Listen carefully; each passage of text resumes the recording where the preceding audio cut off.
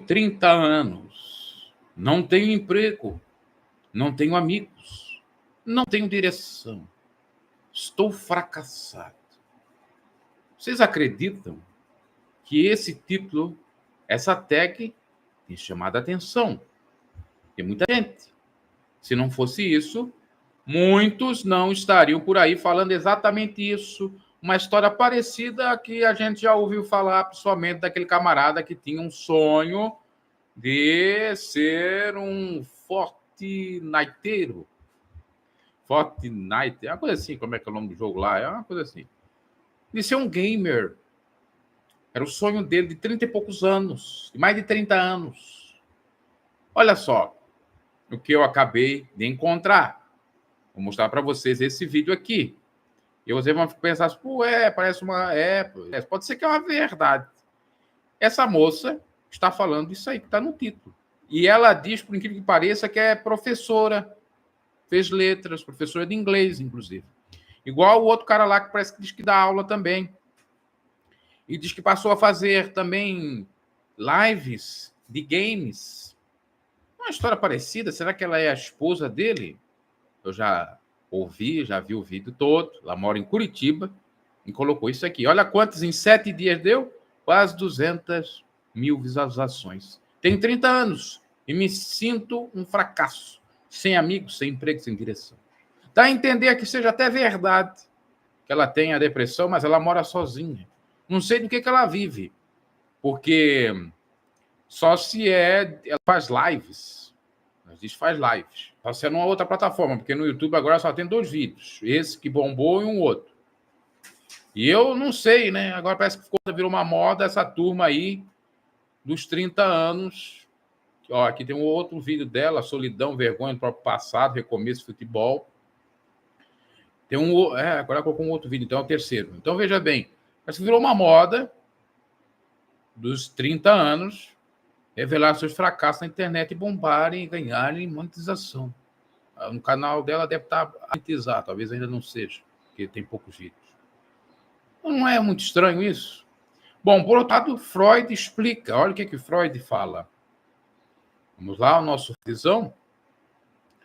Freud concluiu que os sintomas de neurose, como ansiedade e depressão, poderiam ser aliviados pelo que foi chamado de cura pela fala. Ou seja, deixa o paciente devagar falar sobre suas ideias, memórias e sonhos, criando novos significados e aprendendo a conviver com o passado e olhar para o futuro. Então, é a cura pela fala. Isso é real, e pesquisa também.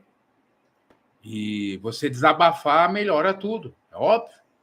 Eu aprendi isso numa época que eu estava numa depressão tenebrosa.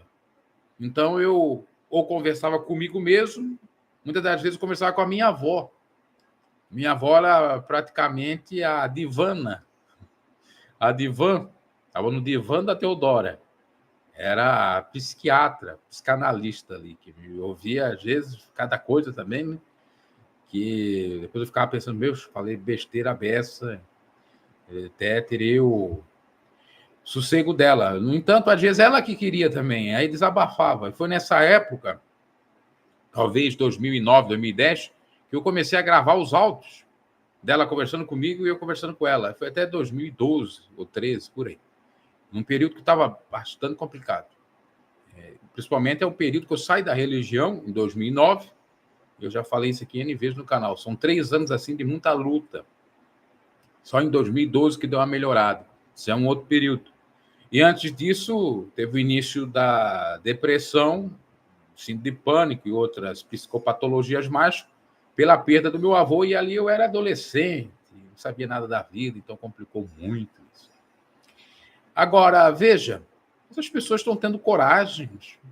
Eu já digo até coragens no plural, porque às vezes são mais do que uma coragem, no sentido de dizer várias coisas, e expondo isso.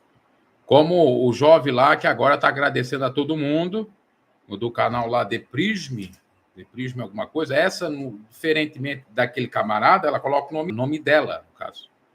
O outro colocou um pseudônimo aí, um pedido de socorro é o de Prisme. A gente comentou aqui no canal. Estava passando fome. Ela não diz que está passando fome. Ela diz que está com depressão. A moça, vamos ver aqui se a gente pega o nome dela, pode ser que ela até nos acompanhe, vai saber, né? Tudo é possível. Nada contra ela. Se é verdade, amém. É isso mesmo. Se falar na rede social ajuda, continue. Só que esperamos que não seja mentira. Esperamos que não seja uma moda. O nome da moça aqui é Camila. Até uma pessoa bonita. Ela deve estar fazendo stream de jogos em outros canais, porque aqui não. Repito. E eu achei interessante que as duas histórias são iguais, de certo modo. Não sei se ela não copiou o script. Talvez a vida seja assim, dela. Porque ela sofria bullying quando era criança, morava com os pais, voltou várias vezes para casa dos pais. Mais ou menos a história. Ela tentou ser alguma coisa, começou a lecionar, achou que tinha aptidão para isso, então fez letras. Aí se encontra desempregada, mas morando sozinha, não mais com os pais. E foi para o lado dos gamers, talvez ela ganha renda dali, não vou saber. Hoje em dia dá para ganhar dinheiro de várias formas, né? Até indo para o OnlyFans. Vai saber se também, né? Não estou dizendo o caso dela, mas algumas vão para isso. Porque não tem dinheiro para nada. Agora, o que eu penso a respeito disso aí? Eu acho que seria bom e ruim ao mesmo tempo essas confissões, isso não deixa de ser um confessionário do Big Brother ou da Igreja Católica, nas redes sociais. Tem um lado bom disso, que pode viralizar, dar uma grana, ficar famoso por conta de uma depressão, por conta de um problema psíquico. Uma maravilha. Mas, por outro lado, a pessoa se expõe, e muitas das vezes se expõe ao ridículo. E muitas das vezes ela pode sofrer o efeito reverso disso, que automaticamente a pessoa que faz isso, ela se alivia e pode pensar de uma outra forma que, ao falar, ela vai ter alguma vantagem. Mas se acontece o contrário, se o bullying aumenta, quanto mais se fala, podemos ter isso. Claro que, se a pessoa tiver engajamento, for mais famosa, ficar famosa, ela vai ter a ajuda de muita gente, creio eu. Eu, sinceramente, acho que foi em 2019, eu devo ter uma live num outro canal, mas falei assim, não com o intuito de engajamento, de ganhar ou com título, nada disso, indiretamente em live de outros assuntos a respeito do que eu já passei. Imagina se eu fosse criar conteúdos com o que eu já passei com relação a essas deprês. Né? Talvez daria muita view por aí. Talvez, quiçá. Mas eu não tenho esse intuito. Eu gosto de ser reservado.